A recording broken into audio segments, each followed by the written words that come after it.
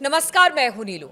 तो देखिए, इजराइल ने एक बार फिर से गजा में हमला किया है और इस बार भी टारगेट वहां के लोगों को बनाया गया है। अब ऐसे में हमास ये कह रहा है कि उसने सीजफायर का उल्लंघन किया है, लेकिन इजराइल के अपने तर्क है। इजराइल कह रहा है कि जिस तरह की स्थिति गजा में बनी हुई है हमास द्वारा, उसी के जवाब में कार्रवाई की गई है। आज इसी पर बातचीत होगी कि शांति वार्ता का होगा क्या, गजा का होगा क्या हमास और इजराइल के बीच इसी तरह से कॉन्फ्लिक्ट बना रहेगा। बातचीत करने के लिए मयंक मेरे साथ है। मयंक, जिस हमले की बात इजराइल की तरफ से कर रहे हैं उसको लेकर क्या जानकारी मिल रही है? देखिए, ये जो हमला हुआ है ये कल हुआ है, बीती रात को ये हमला बताया जा रहा है। और इसमें अल जैतून इलाका है जो कि ईस्टर्न गाजा में है। यहाँ पे इजराइल के टैंक से हमला हुआ। इजराइल ने अपने टैंक से हमला किया जिसमें 11 फिलिस्तीनियों की मौत हुई है। और इस हमले के बाद हमास जो है वो बेहद गुस्से में है। हमास के जो लड़ाके हैं उनकी तरफ से ये बयान आया है, हमास की तरफ से बयान आया है कि ये हमला सीज फायर का उल्लंघन है। इस सीज फायर को इजराइल ने तोड़ा है, इस तरह की बात हमास की तरफ से कही गई।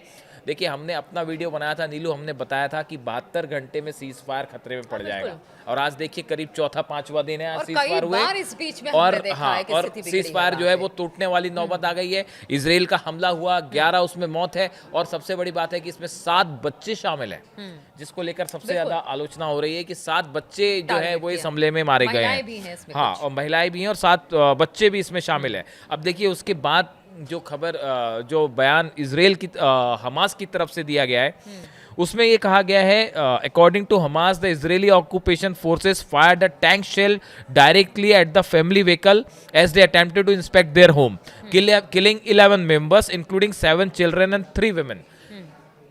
3 महिलाएं हैं। इन्होंने बताया कि टैंक से, जो हमास ने बताया कि टैंक से जो है ये फायर किया गया शेल, और वो एक रिहायशी इलाके में एक व्हीकल से जाके टकराया जिसमें हमले में 11 लोगों की मौत हुई है, जिसमें 7 बच्चे हैं और 3 महिलाएं शामिल हैं। और हमास का कहना है कि the group called the attack a fully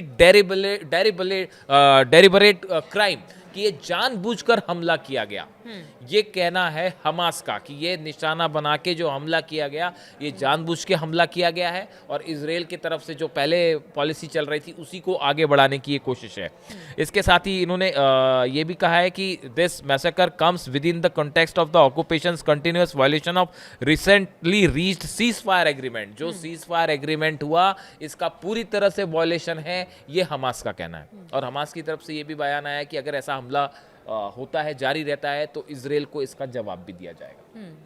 यानी आप देखिए, जिस सीज फायर की को हुए अभी सिर्फ कुछ दिन हुए हैं, जिस सीज फायर को लेकर ये कहा जा रहा है कि अभी उस पर सेकेंड दौर की बातचीत कुछ तय नहीं है। हमास के हथियारों को छोड़ने को लेकर ट्रंप के बयान आ रहे हैं, नेतन्याहू के बयान आ रहे हैं, हमास हथियार छोड़ने को राजी नहीं है। इस बीच में इजराइल का ये हमला होना इस बात को बताता है कि गजा में ज्यादा दिनों तक शांति नहीं रहने वाली। ट्रंप ने जो वादा किया गजा के लोगों से या फिर इजराइल से या पूरी दुनिया से कि युद्ध खत्म हो चुका है और यहाँ से शांति की शुरुआत हो गई है, फिर किस बिना पर आखिर ट्रंप ने ये दावा किया जब पता है कि वहां पर हालात इसी तरह से बने रहे? कुछ ऐसे बिंदु हैं जिस पर बातचीत नहीं हो पाई है और आगे यही एक बड़ा मुद्दा बनेगी। यही बात शुरू से कही जा रही थी, यही बात ईरान की तरफ से कही गई थी कि ये जो प्रस्ताव सामने आया है, यही बात पुतिन की तरफ से कही गई थी, अगर आपको याद हो तो, कि ये जो गजा का आप प्लान रख रहे हैं, पीस प्लान, इसमें दोनों पक्षों को शामिल करके आपको पहले लंबी बातचीत करनी पड़ेगी। उसके बाद इस तरह का उसके बाद आप सीज फायर का ऐलान करते, आप उसके बाद ये कहते तय कि वहां सरकार किसकी बनेगी, किसकी फोर्सेस होगी, कौन वहां पे शासन करेगा, ये सब चीजें जब उस डील का हिस्सा बनती तब वहां पे शांति वाकई लंबे समय के लिए आती। अब ये 5 दिन में स्थिति है कि टैंक से मतलब ये सब बड़े हड़बड़ाहट में, वही नोबेल प्राइज को इसके पीछे माना कई सारे जा रहा लोगों का कहना ऐसा है कि वो समय था इसलिए जल्दबाजी में किया गया। अब देखिए, अब हालात ये है, जब ये डील हो रही थी उसके बीच में ईरान की तरफ से, विदेश मंत्रालय की तरफ से ये बयान आया था जिसमें ये कहा गया था, ईरान की तरफ से बात कही गई थी कि इस डील को लेकर आपको सावधान रहने की जरूरत है, क्योंकि आने वाले दिनों में इजराइल अपनी उसी जो साम्राज्यवादी नीति है उसको जारी रख सकता है।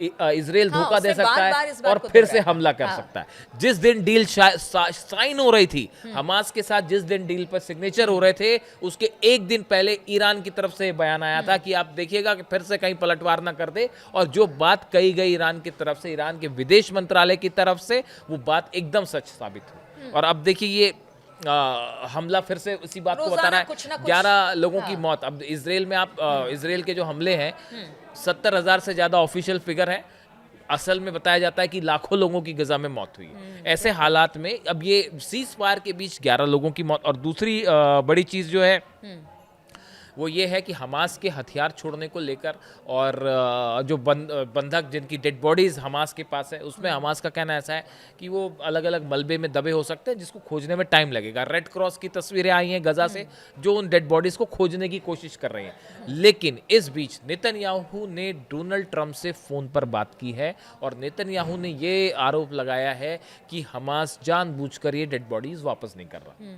अब सवाल ये है कि अगर डेड बॉडीज जब जिंदा आपने बंधक वापस कर दिए, तो डेड बॉडीज रख के क्या करना है? मतलब ये बड़े सारे लोग, ये बहाना, ये एक्सपर्ट लोग, कई सारे ये विदेश नीति के जानकार सवाल पूछ रहे हैं कि अगर हमास को नहीं छोड़ना होता तो वो लिविंग जो कैप्टिव्स थे उनको भी नहीं छोड़ता, जो बंधक जिंदा थे उन्हें भी नहीं छोड़ता।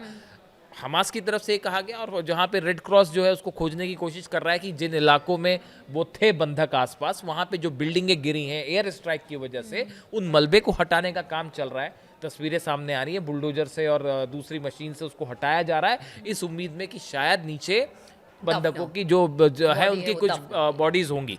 एक डेड बॉडी और मिल गई है जो सौंप दी गई है, इस तरह की खबर है।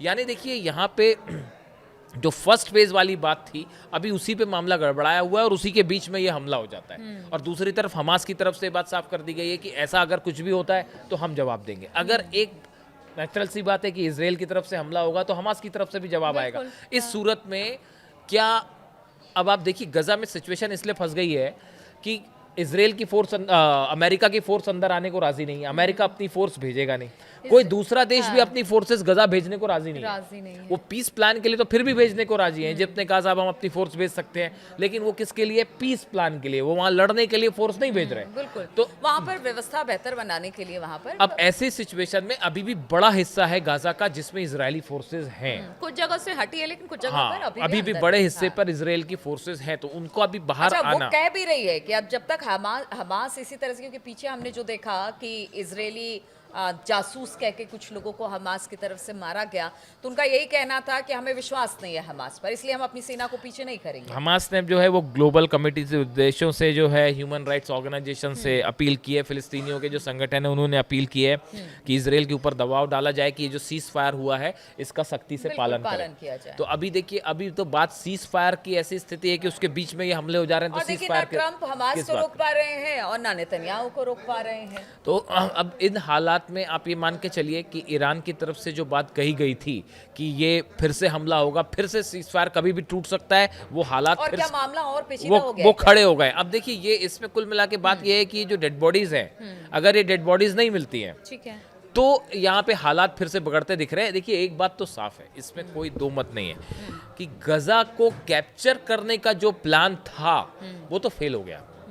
जो गजा पे घुस के कब्जा करने का प्लान था और फिलिस्तीनियों को हटाने का प्लान था, अगर ऐसा प्लान था तो जो बहुत सारे लोगों को कहना है कि एक्चुअली था यही प्लान, ये प्लान तो कैंसिल हो गया साहब। अब इसमें कोई दो राय नहीं है, इसको पूरे, और ये कई लेवल पे कैंसिल है। इंटरनेशनल कम्युनिटी इस मामले में फिलिस्तीनियों के साथ खड़ी है। आप देखिए यूरोप के देश भले अमेरिका के अलाई हों, भले यूएन में दिखा हो, हाँ, भले वो कुछ भी चलता हो, लेकिन वो फिलिस्तीनियों के साथ खड़े हैं इस मामले में। बात नंबर 1। बात नंबर 2, हमास जो है और जो दूसरे संगठन है उन तक ये मैसेज गया कि आप इजराइल के पास बड़े बहुत सारी फोर्सेज हो, ताकत हो, लेकिन आप झुका नहीं सकते। ये इस तरह का मैसेज गया। आप देखिए कि हमास की तरफ से जो रीग्रुपिंग है, हिजबुल्लाह की रीग्रुपिंग है, ये फिर से शुरू हो गई। ईरान जो है उसने भी बैकिंग शुरू कर दी है, अपने जितने उनके संगठन है जिसकी मदद कर रहे हैं। तो ऐसे हालात में ये जो गजा का मामला है, जितना सिंपल लगता था, हम पहले दिन से कह रहे हैं कि ये सीज फायर करवाना और आपस में डील करवाना ये कोई इतना आसान नहीं होता। इसीलिए बार बार ईरान की तरफ से कहा जा रहा था, रूस की पुतिन ने खुद कहा कि भाई इस पे हर प्लान पे लंबी चर्चा होनी चाहिए, आप कभी भी कहीं से किसी से जंग छेड़ दें और खत्म कर दें, ऐसा नहीं हो सकता। तो इसकी इसीलिए ये जो है फिलहाल सीज फायर आप ये समझिए कि एकदम जिसे कहते हैं कि आखिरी दौर में फंसा हुआ है, जहाँ पे कभी भी कोई भी बड़ा हमला जो है वो एक बार फिर से जंग की शुरुआत कर सकता है। और ये हमला एक प्रकार से सीधा सीधा सीज फायर का उल्लंघन है, जो आरोप लगी रहे। बिल्कुल, देखिए इतिहास में बहुत सारे समझौते हुए हैं, लेकिन हर समझौते के बाद एक शांति दिखाई दी है। लेकिन गजा में जिस तरह का शांति समझौता हुआ, उसे देखने के बाद तो ये नहीं लगता है कि हालात बेहतर होंगे या हालात यहाँ से आगे शांति की तरफ बढ़ेंगे, क्योंकि इजराइल लगातार हमले कर रहा है। हमास की तरफ से भी कहा गया कि अगर इजराइल हमला करेगा तो उसके हमले के जवाब में वहाँ से भी हमला होगा। तो क्या ऐसी स्थिति में जो ट्रंप कहते रहे हैं कि हमने युद्ध रुकवा दिया, अब यहाँ पर शांति है, क्या वाकई ऐसा है? इस चर्चा में शामिल होने के लिए आप सभी का बहुत बहुत शुक्रिया।